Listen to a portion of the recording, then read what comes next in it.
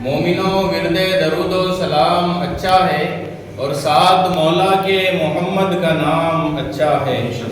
دیکھ کر بولی بلال حبشی کو حورے تاج داروں سے محمد کا غلام اچھا ہے۔ دیکھ کر بولی بلال حبشی کو حورے تاج داروں سے محمد کا غلام اچھا ہے۔ انہی سے عشق کرو ان کے راستے میں رہو، انہی سے عشق کرو ان کے راستے میں رہو، درود پڑھتے رہو اور رابطے میں رہو۔ زمانے والے ستائے درود پاک پڑھو، زمانے والے ستائے درود پاک پڑھو، اور جہاں کے غم جو رلائے درود پاک پڑھو۔ زمانے والے ستائے درود پاک پڑھو، جہاں کے غم جو رلائے درود پاک پڑھو، کیونکہ ہر مرض کی دوا ہے صلی علی محمد، ہر مرض کی دوا ہے صلی علی محمد، اور تعویذ ہر بلا ہے صلی علی محمد۔ تھی جس کے مقدر میں گدائی تیرے در کی، تھی جس کے مقدر میں گدائی تیرے در کی، قدرت نے اسے راہ دکھائی تیرے در کی۔ اللہ کے پیارے محبوب دائنائے غیوب مالک رکاب امام فخر آدم و بنی آدم، نیر بطحا رازدار ماوہا صاحب علم نشرہ معصوم آمنہ مکین گنبد خضرا جناب محمد رسول اللہ صلی اللہ علیہ وسلم کی بارگاہ رسالت میں دل کی حضوری کے ساتھ درود پاک کا نذرانہ پیش کرے۔ پڑھیے اللہم صلی علی سیدنا و نبینا و مولانا محمد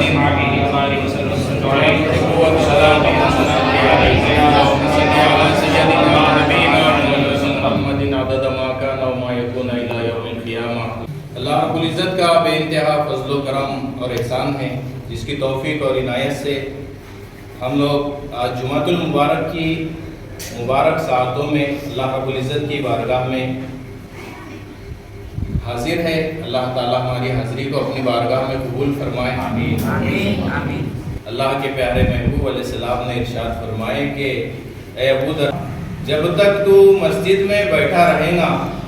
تو اللہ تعالیٰ تجھے ہر سانس کے بدلے نیکی عطا فرمائے گا۔ سبحان اللہ۔ حضور نے فرمایا کہ جتنی سانسیں تم مسجد میں بیٹھ کر لو گے، ہر سانس کے بدلے اللہ تمہیں نیکی عطا فرمائے گا۔ تو کوشش کیا کرے، یہ بڑی سکون والی جگہ ہے، یہ اللہ کا گھر ہے، یہ دربار الہی ہے، مسجد اللہ کا گھر ہوا کرتی ہے۔ اس کی اہمیت کو سمجھیں۔ بے چینی ہو تو مسجد میں آ کر بیٹھ جائے، دل نہیں لگ رہا تو مسجد میں آ کر بیٹھ جائے، وضو کرے اور اللہ کا ذکر کرنے لگے، اور میں پکی بات آپ کو بتاتا ہوں، چند ہی منٹ میں آپ پر سکونت طاری ہو جائے گی، آپ کا دل مطمئن ہو جائے گا، آپ پر سکون نازل ہو جائے گا۔ ایک گڑیا تھی پرانے زمانے میں، اللہ کے محبوب علیہ السلام کے دور کا یہ واقعہ ہے۔ مسجد کی صفائی کیا کرتی تھی تو کئی دنوں سے وہ نظر نہ آئی۔ اللہ کے محبوب علیہ السلام نے فرمایا کہ وہ ایک گڑیا آتی تھی مسجد کی صفائی کے لیے، تو وہ کافی دن سے نظر نہیں آئی ہے۔ صحابہ کرام سے جب حضور نے یہ پوچھے تو صحابہ کرام نے فرمایا کہ اللہ کے محبوب علیہ السلام اس کا تو انتقال ہو چکا ہے۔ حضور اکرم علیہ السلام نے جب یہ بات سنے تو حضور غمزدہ ہو گئے،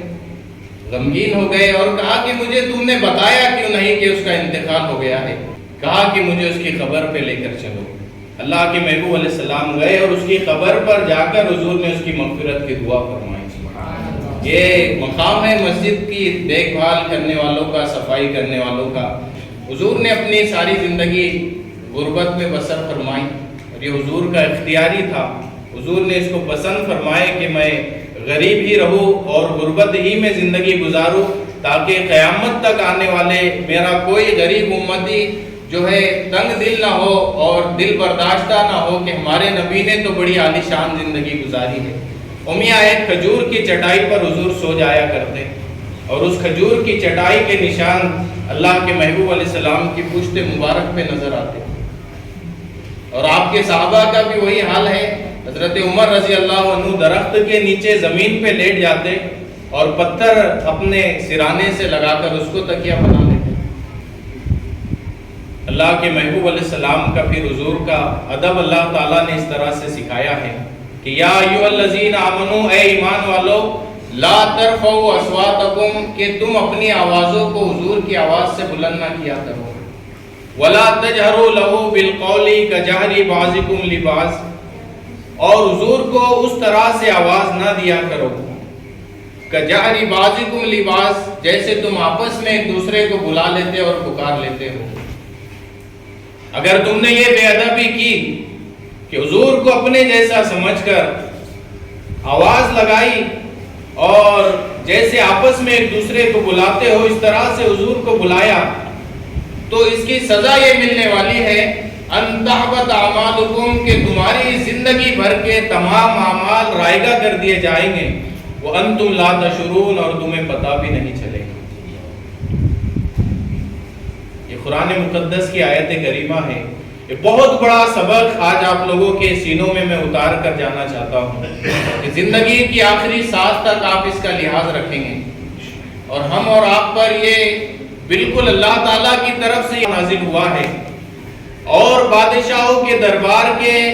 آداب جو ہے وزیر بتایا کرتے ہیں، بادشاہوں کے محلوں کے آداب اور وہاں کس طرح سے رہنا ہے، بادشاہ سے بات کیسی کرنا ہے، جا کر بادشاہ کو سلام کیسا کرنا ہے، حکمران کو حاکم وقت کو ملنا کیسا ہے، ملاقات کیسی کرنا ہے، کن باتوں کا خیال رکھنا ہے، یہ دنیا دار حکمران جو ہوتے ہیں ان کے درباروں کے بھی یہ آداب ہوا کرتے ہیں کہ ان کے نیچے والے پہلے بتا دیتے ہیں کہ دیکھو صاحب کے پاس جاؤ تو ایسی بات نہیں کرنا، ویسی بات نہیں کرنا، اور اس طرح سے ادب سے بیٹھنا اور اس طرح سے ادب سے بیٹھنا۔ لیکن قربان جاؤ حضور کی عظمتوں پر، قربان جاؤ اللہ کے محبوب علیہ السلام کے مقام پر، قربان جاؤ دربار رسالت پر کہ جن کے دربار کے آداب خود رب ذوالجلال نے ارشاد فرمایا ہے، کہا کہ کسی اور سے نہ پوچھو، میں جانتا ہوں میرے محبوب کا مقام کیا ہے، کسی اور سے نہ پوچھو، مجھے پتا ہے کہ جن کو میں نے اپنے دست مبارک سے بنایا ہے یہ اللہ کا نور ہے، یہ انبیاء کا سردار ہے، یہ نبیوں کا تاجدار ہے، اور یہ وہی نبی ہے کہ معراج کے موقع پر جن کی اقتدا میں سارے نبی جو ہے بیت المقدس میں نماز ادا کریں گے، امام الانبیاء ہے، ان کا مقام نہ جبرائیل سے پوچھو اور نہ کسی فرشتے سے پوچھو، نہ کوئی انسان بتا سکتا ہے، بلکہ حضور کا مقام صرف اللہ ہی جانتا ہے اور اللہ ہی بتا سکتا ہے۔ لا يمكن الثناء كما كان حقه، او محبوب علیہ السلام آپ کا جو مقام ہے، آپ کا جو مرتبہ ہے، آپ کی جو رفعتیں ہیں، آپ کے جو معجزات ہیں، جو اللہ نے فضیلتیں آپ کو عطا فرمائی ہے، جو علم آپ کو عطا فرمایا ہے، جو اللہ تعالیٰ نے کمال آپ کو فرمایا ہے، لا يمكن الثناء كما كان حقه، جس طرح سے اللہ نے آپ کو عطا فرمایا ہے کائنات میں کوئی اس کو بیان کر ہی نہیں سکتا ہے۔ کہا یہ چھوٹی سی گناہگار زبان، کہا یہ چھوٹا سا علم، کہا یہ چھوٹی سی کتابیں، اور کہا حضور کی بات، کہا لا يمكن الثناء، حضور کی تعریف ممکن ہی نہیں ہے۔